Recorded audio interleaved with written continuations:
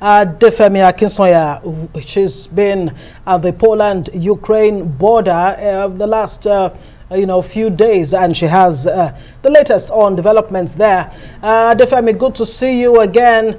I can see it's really cold out there. One can only imagine what you yourself have been going through. Well, tell us about the process of crossing from into the Ukraine border. What have you been seeing, and were there any Africans stuck in that area? Thank you very much, Ngozi. It's great to hear from you too. Yes, it is very cold. I'm very much used to the Lagos climate. But alas, we are still on the Poland-Ukraine border. And as you are well aware, earlier today, just a few hours ago, we had the Nigerian ambassador to Poland, Christian Ugu, come over from Warsaw, a 5-hour journey, and made his way to Medica, which is where we spent all of today, to see if he could cross over into Ukraine and see for his own eyes whether or not there are Nigerian or African refugees trapped on the Ukrainian side, unable to pass over into Poland. For the entire day, when we were at Medica, the vast majority, in fact almost all of the refugees we saw were believably Ukrainian. And that's not too out of the ordinary. The war is obviously in Ukraine, so you'd expect that the vast majority of refugees from said war would be nationals of that country. But we also know that there are more than just Ukrainians in Ukraine, and there are more people than just Ukrainians who have been fleeing this war. As it pertains to us, that's definitely African and specifically Nigerian migrant workers and predominantly students. Many of them have reported over the past week to 10 days of them facing persecution, discrimination and racism, which has been keeping them from adequately reaching safety in Eastern European countries faster than any others. In fact, we were hearing just last week that for every Ukrainian that was able to pass over into safety into a country like Poland, for example, Nigerians were waiting 3 days. And that was consensus among all of the Nigerians I spoke to when we first got to Poland, and we were speaking to evacuees on their way to the airport, to the 2 young gentlemen I interviewed in the aftermath of that evacuation flight. The consensus across the board is that they had faced racism, which had kept them from being able to be seen as a priority or seen at all for days.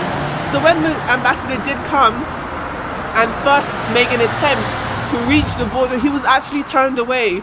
He was turned away because he had travelled with himself and 2 other diplomats and their driver, who happens to be a Polish national, and their driver did not have a passport on him, and so therefore the Polish border force guards did not let that car enter and turned them all away. So once he returned to the border, he told me that he was going to walk if he needed to, because he had the clearance as a diplomat. He had already spoken to the Nigerian ambassador to Ukraine and to the Ukrainian ambassador too, and they had given their clearance, allowed him to realize that he would be allowed to cross into Ukraine, and that's why he made that 5-hour journey. So he told me that he was going to walk, and then he realized that perhaps if the driver steps out of the vehicle and he drives the car, he'd be able to drive on into Ukraine without any problems. Now, when he made that journey, I did approach the vehicle and ask if I could sit in along the ride, and they agreed. I sat in the back seat, and we made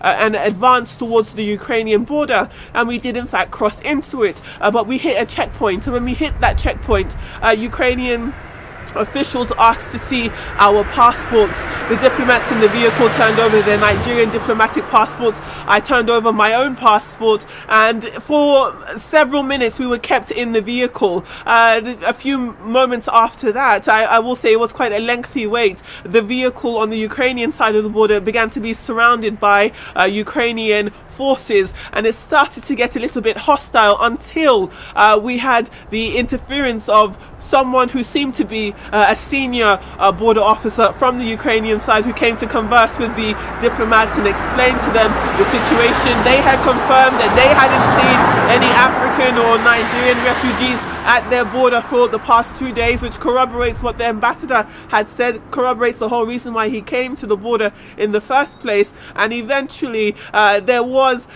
somewhat of a warm exchange between the 2 Nigerian diplomats and the Ukrainian forces, but alas, that all amounted into us not being able to actually leave the vehicle and see for ourselves what was happening at the border.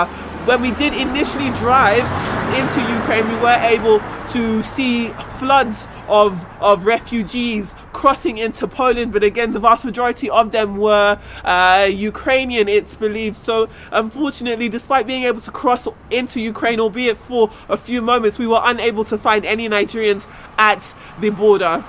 Well, Adefemi, thank you so much for this first-hand experience you're giving us so far. But you do have an update from the boys you interviewed earlier. What is your story now, Adefemi? Are they still insisting on staying?